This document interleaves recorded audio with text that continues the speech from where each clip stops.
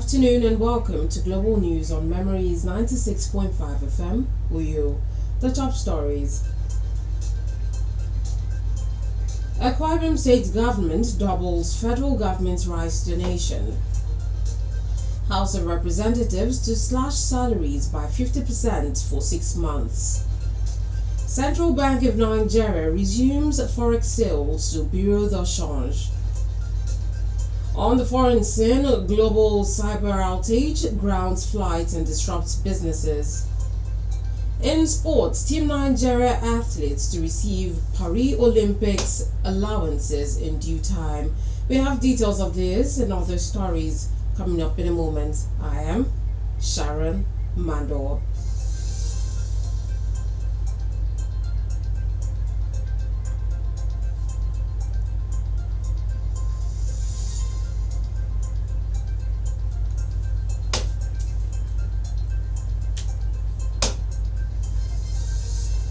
And now the news in detail. Starting back home, the Enquiry state government says it has received 24,000 bags of 25 kg rice donated by the federal government as part of efforts to cushion the current food crisis in the country. The state governor, Pastor Moino, appreciated the federal government for being caring and responsive, which is indicative that the apex government is in tune with the current struggles facing our citizens. Governor Eno announced that the state government has doubled the donation of the federal government by adding another 24,000 bags of 25 kg rice to increase the quantity to 48,000 bags of rice to ensure that more families benefit from the intervention. Through this food intervention, 20 bags of rice each will be shared to the 2,272 gazetted villages in the state, in addition to the over 100,000 families drawn from the social register who have already received and others who will be receiving free food items from the state government through the bulk purchase agency.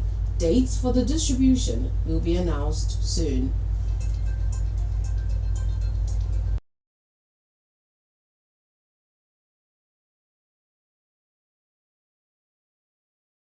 Agreed to donate 50% of their salaries for a period of 6 months to assist the federal government in addressing the economic situation in the country. The resolution of the House was sequel to a motion of urgent importance for an appeal to the proponents of the proposed nationwide protest to maintain peace, eschew violence, and open windows for meaningful engagement with the government at all levels in order to address their issues. Sponsored by the member representing Ifo, Ewerekoro Federal Constituency, Ogun State, Ibrahim Ishaka, during plenary yesterday. While admitting that Nigerians have the constitutional right to demand better living conditions, the Ogun lawmaker urged the youth to give the government a chance to fix the challenges facing the nation. Following the agreement between the organized labor and President Bola Tinubu on a new national minimum wage yesterday, the president of the Nigeria Labour Congress (NLC), Joe Ajero, says Labour rejected an earlier proposal of 250,000 naira minimum wage and an increase in petrol prices by President Tinubu. Ajero, while answering questions on a television program yesterday, shortly after Labour met with the president in Abuja, said the labor movement can make sacrifices without allowing Nigerians to suffer further on the increase in the petrol pump price. Ajero said accepting 70,000 naira was the best way to save Nigerians from further hardship. According to him, the agreement for a 3-year interval for the review of the new national minimum wage for Nigerian workers also formed the basis of the organized labor's agreement of 70,000 naira with the government. The Central Bank of Nigeria, CBN, yesterday resumed dollar sale to Bureau de Change BDC operators with a planned disbursement of $20,000 to each licensee. The forex injection, it said, is expected to curb forex distortions, boost liquidity in the market, and stabilize the naira. In a circular to all BDC operators and the public signed by Aliyu Mahdi for the bank's acting director of Trade and Exchange Department, the CBN said it observed the continued distortions in the retail end of the market, which is feeding into the parallel market and further widening the exchange rate premium. The Apex Bank said that eligible BDCs would be allowed to purchase a maximum of $20,000 at a fixed rate of 1,450 naira to the dollar, with the rate pegged to the lower band of the previous day's trading rate on the Nigerian Autonomous Foreign Exchange NAFEX window. The Manufacturers Association of Nigeria, MAN, has commended President Bola Tinubu for achieving the breakthrough on the long-awaited minimum wage for Nigerian workers, saying the private sector looks forward to his promise to assist the sector, among others, for compliance. Director General of MAN, Segun Ajayi Kadir, made the commendation while reacting to the 70,000 naira minimum wage agreement by President Tinubu and leaders of labor unions yesterday in Abuja. The MAN DG stated that manufacturers looked forward to the promised assistance, urging the private sector to hold onto the President's promise in this regard to enable the private sector on board with the agreement. Ajayi Kadir further presented the list of demands to enable the private sector take on payment of the new minimum wage.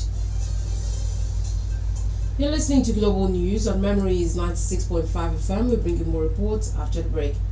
Please stay with us.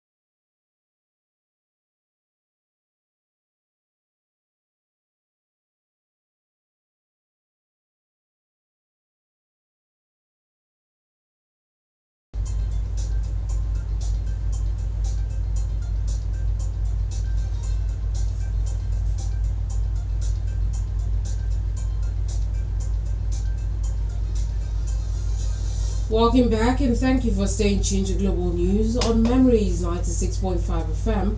And now to the rest of the news.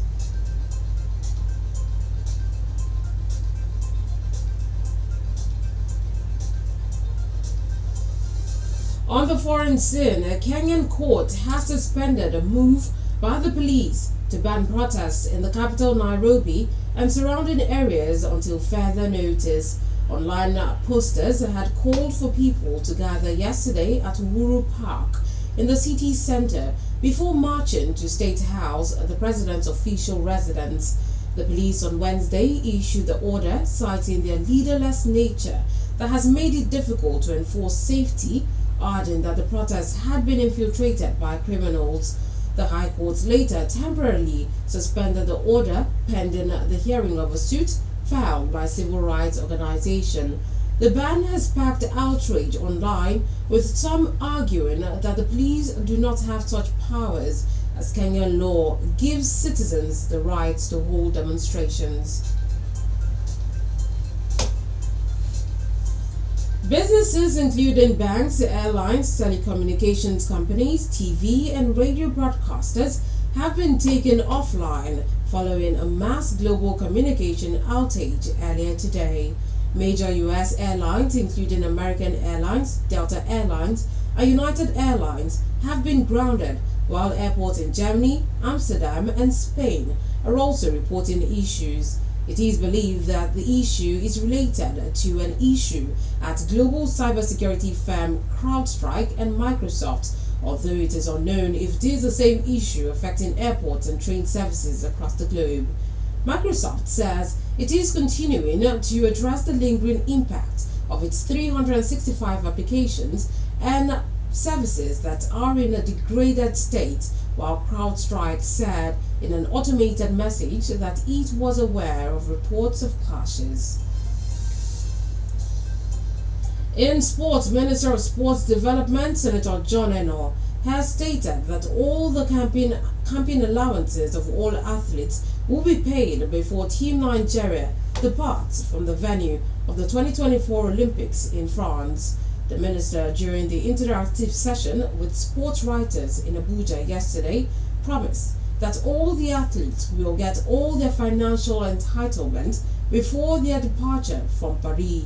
Many podium finish athletes have struggled to get what is due to them many months after superb performances at the 2023 All-African Games hosted in Ghana earlier this year, with Nigeria against all odds surprisingly beating many other countries to second place at the competition.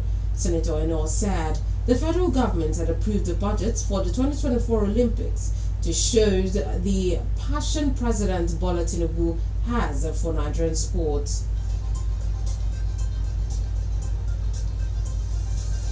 And that's global news on Memories 96.5 FM. But before we go, let's take a recap of the top stories. We told you that the Enquiry state government says it has received 24,000 bags of 25 kg rice donated by the federal government as part of efforts to cushion the current food crisis in the country. Members of the House of Representatives yesterday agreed to donate 50% of their salaries for a period of 6 months to assist the federal government in addressing the economic situation in the country. The Central Bank of Nigeria, CBN, yesterday resumed dollar sales to Bureau de Change BDC operators with a planned disbursement of $20,000 to each licensee. On the foreign scene, businesses including banks, airlines, telecommunications companies, TV and radio broadcasters have been taken offline following a mass global communication outage earlier today. In sports, Minister of Sports Development, Senator John Eno, has stated that all the campaign allowances of all athletes will be paid before Team Nigeria departs from the venue of the 2024 Olympics in France. The news this afternoon was edited by Nyakno Albert and assisted by the production team. For views regarding our news or coverage of your newsworthy events, you can reach us on email via newsroom@memoriesmediang.com or call our newsroom hotline on 0909 000 0581. You can also follow us on Facebook and Instagram at Memories 965 FM. And now let's take you down memory lane.